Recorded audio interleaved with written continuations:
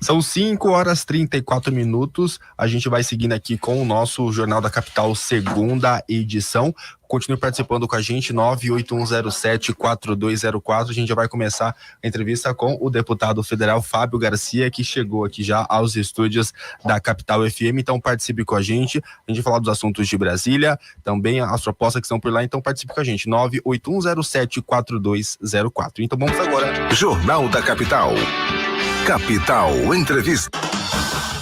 Muito bem, o deputado federal Fábio Garcia já está aqui conosco. Deputado, seja muito bem-vindo. Boa tarde para o senhor. Boa tarde a todos. Sextou, né? Sextou. Então, boa tarde Sextou a todos. Agitado, né? Sextou agitado, bastante trabalho. Finalmente chegou a sexta-feira, o dia mais aguardado da semana, né? Pois é, mas espero aí que todos estejam já saindo do trabalho, indo para casa, preparando um churrasquinho, uma cervejinha, para a família, né? Isso que eu desejo na vida para todos aí, os cuiabanos, mato-grossenses e todos que nos escutam. Tá certo, então, deputado, antes da gente sextar aqui, temos assuntos a tratar. Vamos começar a nossa entrevista. Nós anunciamos a sua participação no início do programa, já recebemos áudio de ouvinte, querendo conversar com o senhor, mandando pergunta, não é mesmo, Thiago? Exatamente, daqui a pouquinho a gente vai rodar áudio da participação dos ótimo. Nossos ouvintes. Deputado, é o seguinte, o governador Mauro Mendes disse que Mato Grosso pode perder 7 bilhões com a reforma tributária. Como que o senhor tem acompanhado essas movimentações aí da reforma? Eu tenho me debruçado sobre essa questão da reforma tributária, para todo mundo entender do que trata a reforma tributária. Exato. Primeiro, né? O governo, na verdade, o Congresso tenta simplificar os impostos no Brasil. Uhum. Tentar pegar 5 impostos que existem hoje e transformar em apenas um. Quais impostos seriam unificados? ICMS, o PIS, COFINS, IPI, que é o Imposto sobre Produto Industrializado, e ISS, Imposto Municipal. Esses 5 impostos virariam um único imposto, Imposto de Valor Agregado. Essa é a reforma tributária, né? E acaba que essa reforma tributária prejudicará Mato Grosso se o texto continuar como está hoje, que é a PEC 45, né, a Emenda Constitucional 45. Por que isso? Porque ele vai tributar no consumo. Então, quem ganha com isso? Os estados que consomem mais. Quais são os estados que consomem mais? São os estados que têm mais população, uma população maior. E os estados que são produtores, exportadores, como nós somos produtores de grão, de soja, de milho, né? Uma produção primária muito forte, a gente acaba perdendo. E é aí que o governador tem essa preocupação. O estado de Mato Grosso pode perder 7 bilhões em arrecadação. E esse é o único problema dessa reforma para nós? Não, não é o único problema da reforma. Temos outro problema. Porque esse modelo a gente copia da Europa. Né? A Europa tem o imposto de valor agregado, outros países também, mas é a Europa. Mas pensa bem, é muito diferente você fazer uma reforma tributária, um imposto único na Europa e um imposto único no Brasil. Por quê? Vamos pegar Portugal. Né? Portugal é um estado muito menor que Mato Grosso. Nós temos municípios do Mato Grosso, talvez com o tamanho de Portugal. Então, se você colocar uma indústria em Lisboa, em Portugal, ou na cidade de Porto, em Portugal, você vai estar quase a mesma distância de um porto para exportar ou de um grande mercado consumidor. Aqui no Brasil, não. Se você coloca uma indústria em São Paulo ou coloca uma indústria em Mato Grosso, você talvez esteja a 2.000 quilômetros de um grande mercado consumidor ou de um porto. Então, a gente tem uma dimensão territorial que nos impõe a Mato Grosso um custo muito grande para pegar a nossa produção, o produto aqui, e levar até um porto ou um grande mercado consumidor. Então, a gente não pode fazer uma reforma tributária imaginando que o Brasil é Portugal, né? Então, como é que a indústria aqui no Mato Grosso vai competir se for um imposto único, a gente não puder mais dar incentivo fiscal? Como é que uma indústria aqui em Mato Grosso vai competir com uma indústria em São Paulo? Como é que o nosso produto chega lá competitivo? Né? Não vai competir. Então, além da preocupação com a perda da arrecadação, nós temos, e eu particular tenho, uma preocupação maior, que é a desindustrialização do Mato Grosso e a falta de capacidade nossa de fazer o movimento de industrialização, quer dizer, trazer mais indústria para cá. Porque quando eu olho o futuro desse estado de Mato Grosso, o que eu imagino para o Mato Grosso? Eu imagino que o Mato Grosso precisa entrar na era do quê? Da industrialização, que é, na verdade, a gente transformar toda essa produção nossa em indústria. Para quê? Para gerar emprego de qualidade. O que nós precisamos no Mato Grosso é gerar emprego de qualidade, que ofereça salário melhor para o mato-grossense, para a gente poder distribuir melhor a renda, para que os mato-grossenses tenham mais poder de compra, né? E possam assim viver melhor. Esse é o novo salto do Mato Grosso. A gente não necessariamente precisa continuar expandindo a produção agrícola. Nós vamos fazer isso, é natural para o estado do Mato Grosso, mas a nosso novo salto econômico é industrializar. Então a gente não pode permitir que venha uma reforma e impeça esse novo movimento que precisa acontecer em Mato Grosso, que é de industrialização, e relegue Mato Grosso à produção primária, né? De aqui continuar produzindo. Não, a gente quer ter o direito de industrializar o estado do Mato Grosso. A gente quer ter direito de oferecer aos mato-grossenses emprego de qualidade com salário melhor. Tá certo. Deputado, vários governadores não concordaram com essa reforma. Ela já foi votado o texto lá na Câmara. Ainda é possível fazer alterações que agrade todo mundo, que fique certinho para cada estado, que fica igualmente? Tem como fazer alterações ainda? Essa reforma nem foi votada ainda. Essa reforma tramita hoje numa que a gente chama de comissão especial. Então se discute ela ainda numa comissão especial. Acho que é exatamente o momento para a gente poder fazer essa discussão. Eu particularmente sou presidente da Comissão de Desenvolvimento Regional. Então há 2 semanas atrás eu, dentro da minha comissão, promovi um debate sobre os impactos dessa reforma tributária no desenvolvimento da região Centro-Oeste. E todos os secretários de Fazenda da região Centro-Oeste estavam lá, todos com a mesma preocupação. Portanto, nós combinamos de unificar, de fazer uma posição única de todos os governadores do Centro-Oeste com relação à nossa reforma tributária, porque a gente quer, na verdade, contribuir para que a gente possa adequar essa reforma. Deixando claro, ninguém é contra simplificar imposto. Todo mundo é a favor, né? Até porque o cidadão também, ele quer saber de verdade quanto que ele paga de imposto, porque hoje quando você vai no supermercado, você compra lá um arroz, um feijão, você não sabe quanto você paga de imposto. Tá lá o preço e você só sabe que você paga um monte de imposto. O brasileiro trabalha 4 meses do ano para pagar imposto. Só que a gente não sabe onde está esse imposto, né? Então, portanto, a transparência e a simplificação é boa, a gente não é contra não, mas a gente não pode deixar que a reforma tributária também não permita mais que Mato Grosso se industrialize. Então, a gente vai debater reforma tributária, mas um ponto é pacífico para nós. Nós não vamos aceitar que a reforma tributária signifique para o brasileiro aumento de imposto. O brasileiro está cansado de pagar imposto. Nós somos o país que, talvez do mundo, que mais pagamos imposto. 4 meses de trabalho do brasileiro é destinado a pagar imposto. Nós estamos batendo um bate-papo com o deputado federal Fábio Garcia, do União Brasil. E você, ouvinte, pode participar mandando a sua pergunta pelo 98107-4204. Nós queremos te ouvir. E, deputado, a gente está fazendo uma análise, falando um pouco da política nacional e estadual também. Eu queria saber se o senhor é favorável à PEC da anistia. Essa proposta não é uma forma de reduzir a participação das mulheres? Veja, primeiro dizer que eu sou amplamente favorável à participação efetiva das mulheres na política. Eu votei a favor, né, para que a gente pudesse, na reforma política, para que a gente pudesse garantir às mulheres as condições de participar do processo eleitoral. Né? Aqueles 30% obrigatório de vagas para as mulheres na chapa, os 30% obrigatórios de envio de recurso dos fundos partidários partidário para promover política para a mulher entre as eleições e 30% do fundo eleitoral para que as mulheres possam, na verdade, ter recurso para fazer campanha. Nós, do União Brasil, eu, enquanto presidente da União Brasil, as nossas mulheres que foram candidatas a deputada federal tiveram o dobro de recurso dos homens. O dobro de recursos dos homens, né? Então nós tivemos como deputado federal 3 mulheres na nossa chapa, a Gisela, a Anne Borges, a Marciane. As 3 tiveram mais que o dobro de cada homem que participou da chapa. Portanto, eu sou amplamente favorável a que a gente possa incentivar as mulheres a entrarem na política e as mulheres se viabilizarem dentro da política. Até porque a política, ela precisa ser essa mescla, essa mistura, né, de pessoas, de histórias, de percepções, porque é isso que vai fazer com que a gente possa ter a sensibilidade de olhar os problemas do Brasil e resolver esses problemas com olhares diferentes, né? E a mulher traz essa visão diferente para a política, de como abordar e resolver problemas sérios da nossa sociedade. Portanto, é muito importante a participação. E tudo que for contra o incentivo à participação das mulheres vai ter a minha resistência. Tá certo. Deputado, foi instalada ontem a CPMI do 8 de janeiro. O que o senhor espera dessa CPMI agora nos próximos dias, no decorrer dela? O que eu espero dessa CPMI?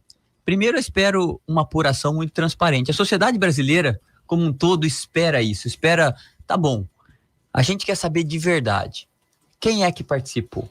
Primeiro, quem é que estava lá no dia? Né? Porque se fala, mas tinha gente da esquerda infiltrada, não tinha, tal. Queremos saber quem é que estava no dia daqueles atos que destruíram o patrimônio público das pessoas. Segundo, quem que financiou? Quem incentivou tudo isso, né? Terceiro, quem se omitiu? Quem prevaricou? Quem deixou que isso acontecesse de verdade? E depois de tudo isso esclarecido, né, para toda a sociedade, o que a gente espera da justiça? O que a gente espera da justiça é que as pessoas sejam cobradas, penalizadas, criminalizadas de acordo com o seu crime da mesma forma. O que eu quero dizer com isso? Que tem um velho ditado, chicote que bate Chico, bate em Francisco, né? Então, independente da cor partidária, a justiça precisa tratar as pessoas iguais. Nós tivemos quase 1.000 pessoas presas, ficaram meses lá presas por conta desses atos, né? Então, e a gente teve ex-ministro e secretário de Estado, como é o Anderson Torres, preso por muito tempo lá por teoricamente ter prevaricado, né, nos atos. Então, se tiver outra pessoa que prevaricou também, o que a gente quer da justiça? A mesma pena. A mesma consequência. O que a gente não pode aceitar para o Brasil é que por questões partidárias as pessoas sejam tratadas de forma diferente. Então é isso que a gente espera. Esclarecimento de quem participou, identificado quem participou, naquele mesmo crime que ela cometeu, que ela seja tratada pela justiça de forma igual, independente do seu lado político ou partidário. Tiago, no início do programa nós anunciamos a presença do deputado federal aqui e choveu de WhatsApp aqui para ele. Choveu de mensagem, de pergunta, ouvinte querendo conversar com o deputado federal. Vamos rodar? Vamos rodar então, Davi, por favor, aqueles áudios que a gente...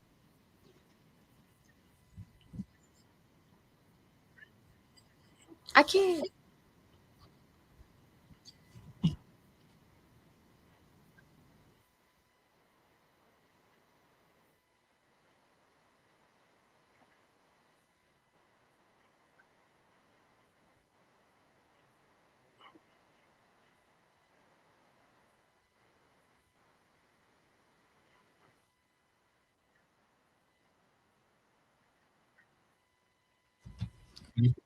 Pode responder. Não. Como é o nome do ouvinte, Davi, dele? Seu Afonso? Seu Afonso. Oi, seu Afonso, tudo bem? Primeiro, obrigado pela pergunta. A gente realmente, o cuidado com os idosos é cada dia mais importante para a sociedade brasileira, porque os dados estatísticos já mostram, né, que a sociedade brasileira tem envelhecido. As pessoas têm vivido mais e, portanto, cabe exatamente ao poder público, a nós, né, termos, então, portanto, uma atenção maior aos idosos. Nós temos alguns centros de convivência de idosos aqui em Cuiabá, que, inclusive, deveriam passar por uma manutenção melhor, né, para tratar bem, e obviamente diante desse envelhecimento da sociedade é importante que a gente possa abrir novos espaços. Portanto, eu vou trabalhar para que esse ano eu não tenha direito a emenda nenhum deputado novo que chegou tem direito a emenda no primeiro ano, portanto só terei direito a emenda no próximo ano, né? Então vou trabalhar junto ao Ministério do Desenvolvimento Social para que a gente possa assim contemplar Cuiabá com outro centro de convivência de idosos, mas nós como deputados a gente pode arrumar o recurso, mas quem constrói é o prefeito, é a prefeitura de Cuiabá. E quem define no final aonde vai construir, porque passa por um processo de identificar a área, terreno precisa ser público ou desapropriado, tudo isso é a prefeitura. Portanto, a gente vai buscar recurso e o prefeito precisa fazer o compromisso dele e também construir. Tem mais áudio? Tá certo, não tem mais áudio, pode rodar, Davi.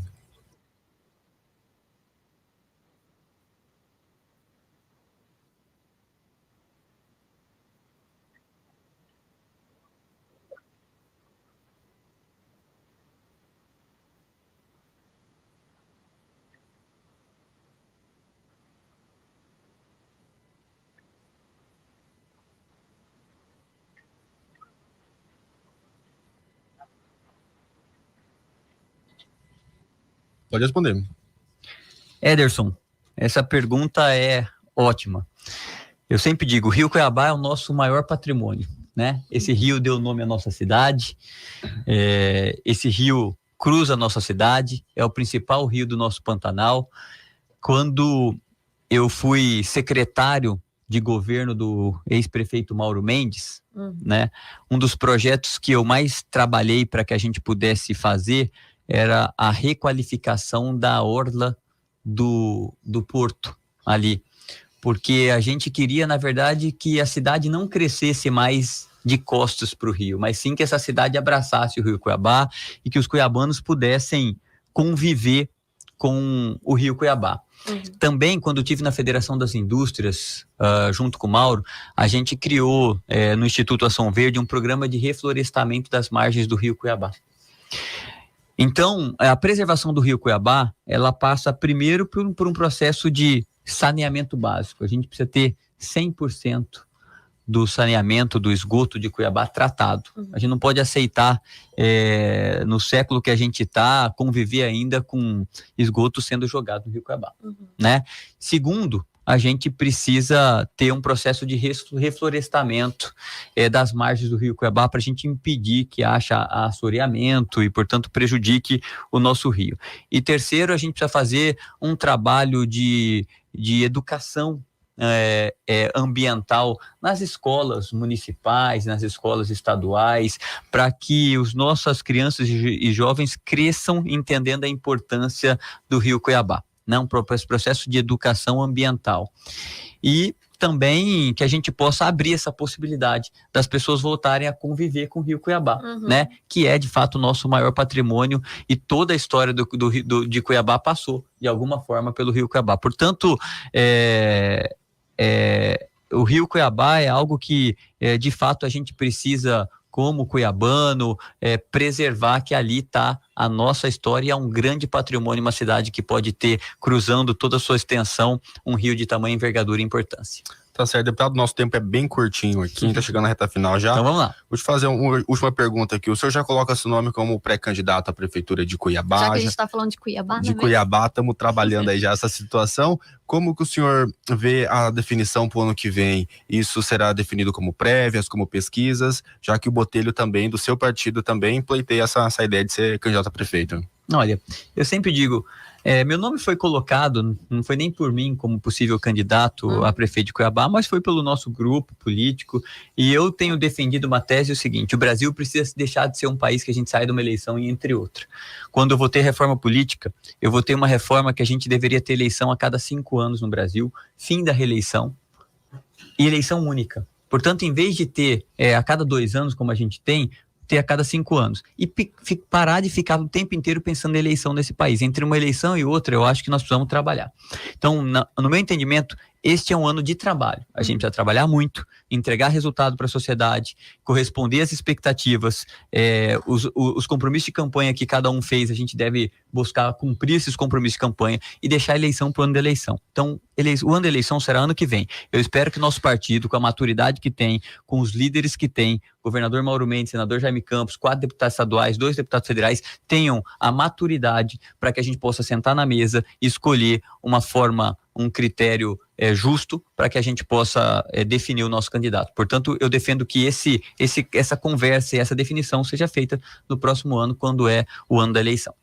Tá certo, então, deputado, obrigado pela sua participação. Nosso tempo aqui já tá estourado praticamente. Que pena. A gente deixa um minutinho pro senhor deixar as suas considerações finais. Vou colocar o senhor para participar desde o início, desde o primeiro bloco. É só me convidar. Porque, olha, muitos ouvintes querendo falar com o senhor. Nós vamos passar todos os áudios para ele, viu? Passa os áudios com o telefone que eu respondo para todo mundo. Mas eu queria agradecer a todos pela oportunidade, a vocês pela oportunidade de estar aqui hoje, desejar um bom final de semana a todas as famílias e a todos que possam curtir com muita responsabilidade e juízo, mas que curtam, descansem no fim de semana, porque a semana é muito cheia de trabalho e todo mundo merece um descansozinho. Então, quero agradecer mais uma vez a confiança de todos os mato-grossenses por ter me possibilitado ser deputado federal pelo estado do Mato Grosso, o mais votado entre todos os eleitos. É uma honra, mas também uma responsabilidade muito grande, e dizer que eu estou à disposição.